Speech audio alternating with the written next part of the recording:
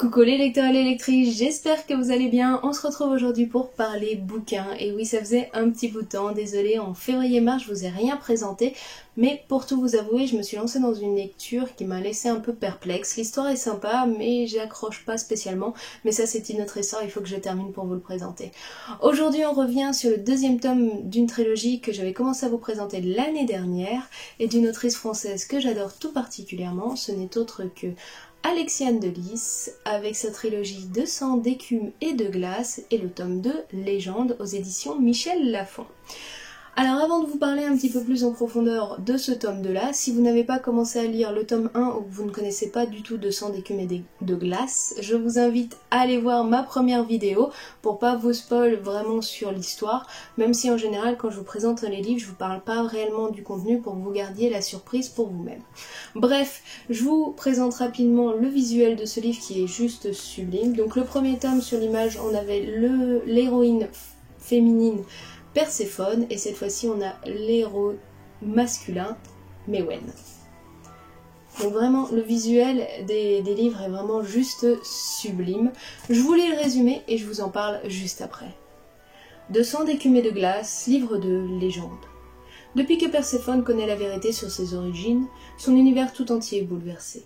Qui est-elle réellement? Sa mère est-elle toujours en vie? Comment pourrait-elle anéantir la cruelle reine des Marie Morgane? Le périple de la jeune fille continue aux côtés de Méwen. Son allié, taciturne et plein de secrets. Trop distraite par les multiples questions qui la taraudent, Perséphone ne réalise pas qu'une redoutable menace plane au-dessus d'elle. Alors qu'elle pense avoir traversé suffisamment d'épreuves pour toute une vie, elle est loin de se douter que le pire reste à venir. Dans un océan de mystères, saurez-vous trouver le chemin vers la vérité? Voilà pour le résumé de l'histoire. Donc, comme vous l'aurez compris, on continue les aventures de Perséphone et Méwen à l'instant où on les avait laissées. Et on va vivre pas mal d'aventures jusqu'à une grande avancée dans sa quête initiale, qui était donc la recherche d'une pierre magique qui lui a été demandée par la reine des Marie Morgane pour sauver son peuple. Qui a été fait un petit peu sous la menace, soit dit en passant, mais bon, après tout, pourquoi pas. On va donc continuer sur nos deux personnages, donc les deux trilogies qu'elle a déjà fait dans le passé, donc Les Ailes d'Émeraude et Le Secret de Lomé. Moi personnellement je l'ai découverte à travers Le Secret de Lomé que j'ai adoré, j'ai trouvé vraiment l'histoire très intéressante et surtout son univers et sa plume très fluide qui m'ont vraiment plongée dans l'univers qu'elle crée. Après, elle avait tendance à créer des personnages féminins très forts, caractériels, et qui souvent se mettent dans des situations compliquées, mais un petit peu par leur faute. Si elles avaient agi avec plus de sagesse et de recul, elles auraient pu éviter pas mal d'événements.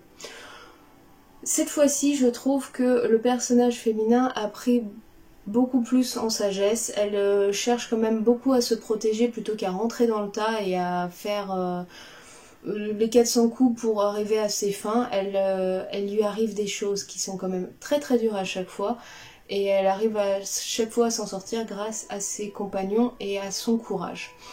On va la suivre donc à travers différentes aventures et surtout à travers la romance qui commence à se construire sur ce tome 2 entre elle et Méwen.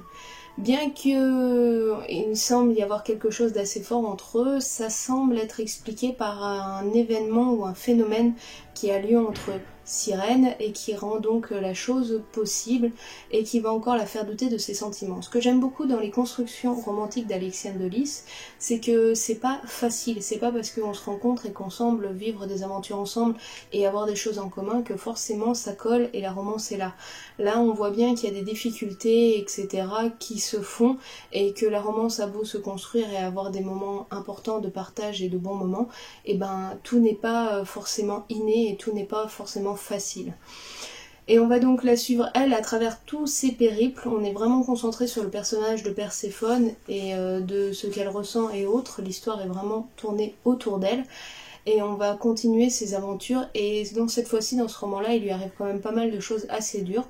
Alexiane de Lys s'amuse souvent à mettre ses personnages féminins dans des conditions très compliquées, des événements très difficiles, mais elle montre combien avec du courage, de la force et puis de la sagesse et du recul, on peut essayer de s'en sortir.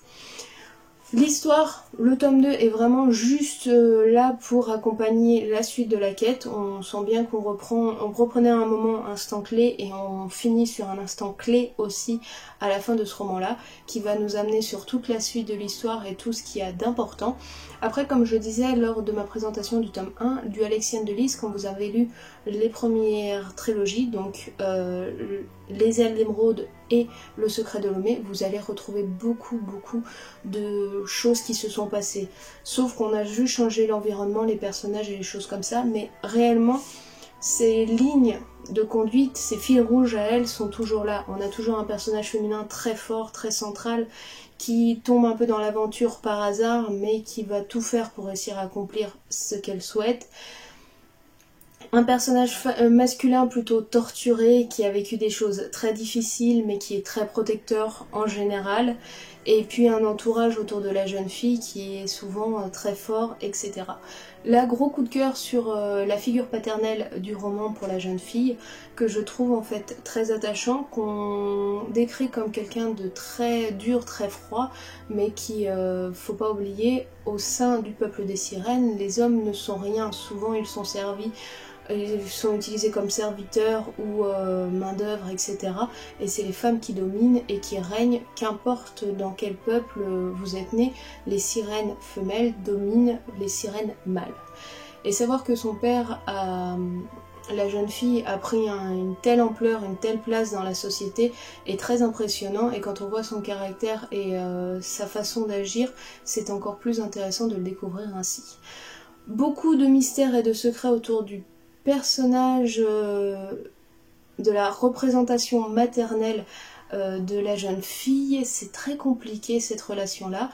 Je sais pas trop quoi penser au passage de sa mère. Elle a l'air d'être un petit peu spéciale, pour être honnête. Mais est-ce que vraiment elle est décrite réellement, ou est-ce qu'elle était réellement la femme qui est décrite par la plupart des personnes qui la connaissaient? Ça reste à découvrir. Je pense qu'on en apprendra plus sur le troisième tome de cette trilogie, celle qui conclura. Pour ma part, je vous l'ai dit, j'ai adoré Le Secret de Lomé et j'aime 200 d'écume et de glace parce que j'aime la façon dont Alexienne de Lys construit ses histoires, ses personnages et son univers. J'avais vraiment eu un gros coup de cœur pour l'univers créé dans Le Secret de Lomé, un petit peu moins pour nos personnages et leur aventure, mais là, le fait de redécouvrir un petit peu cette plume, ce trait, cette façon de faire, ça m'a souvent fait sourire, j'ai apprécié, c'est un peu étrange, c'est comme si vous aimiez un plat en particulier, je sais pas, une tarte aux pommes, que vous remangiez une tarte aux pommes, que vous avez l'impression que c'est presque la même chose, même s'il y a quelques choses différentes, mais vous avez toujours cette nostalgie, cette envie qui vous replonge un peu dans votre première lecture et ce que vous avez apprécié. Donc si vous êtes vraiment intéressé par l'univers des sirènes et des quêtes épiques, etc., de deux personnages ennemis to lovers au début qui vont commencer à se rapprocher, des personnages plutôt torturés, un mystère autour de l'enfance et de la naissance de la jeune fille, vraiment plongez-vous avec plaisir dans les écrits d'Alexienne de Lys parce que elle a quelque chose qui fait que c'est très très intéressant en général, et même si par moments ça peut sembler facile, on dévore ses livres et ses romances parce que c'est vraiment, moi je trouve l'univers est très bien développé, sa plume est très très bonne et les écrits sont très agréables. Donc voilà pour le premier roman que je vous ai présenté depuis très longtemps. C'est un tome 2, mais j'ai eu un gros coup de cœur. J'ai vraiment hâte de voir comment se conclut 200 d'écume et de glace. Même si à l'origine, quand j'avais lu le tome 1, j'avais moins apprécié que Le Secret de Lomé, j'avoue que ce tome 2 me fait chavirer le cœur et m'a donné un petit goût de nostalgie sur Le Secret de Lomé que j'avais apprécié, et j'ai encore plus apprécié 200 d'écume et de glace. J'aime beaucoup Alexienne de Lys et vraiment je le conseille à tous ceux qui aiment un petit peu les histoires romantiques fantaisies avec de multiples aventures et un petit peu une romance enemy to lover très très bien construite dans l'ensemble. Donc voilà les amis pour le bouquin que je vous ai présenté aujourd'hui. Je sais pas vous ce que vous lisez actuellement, n'hésitez pas à me le dire en commentaire. Je sais pas si vous allez vous plonger dans cette trilogie là.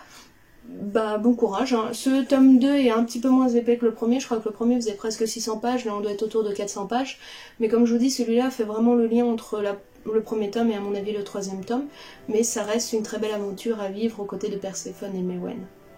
Je vous remercie d'avoir suivi la vidéo pour ma part, on se retrouve très bientôt pour d'autres vidéos, en attendant je vous fais tout plein de bisous et je vous dis à très bientôt, allez, ciao bye bye.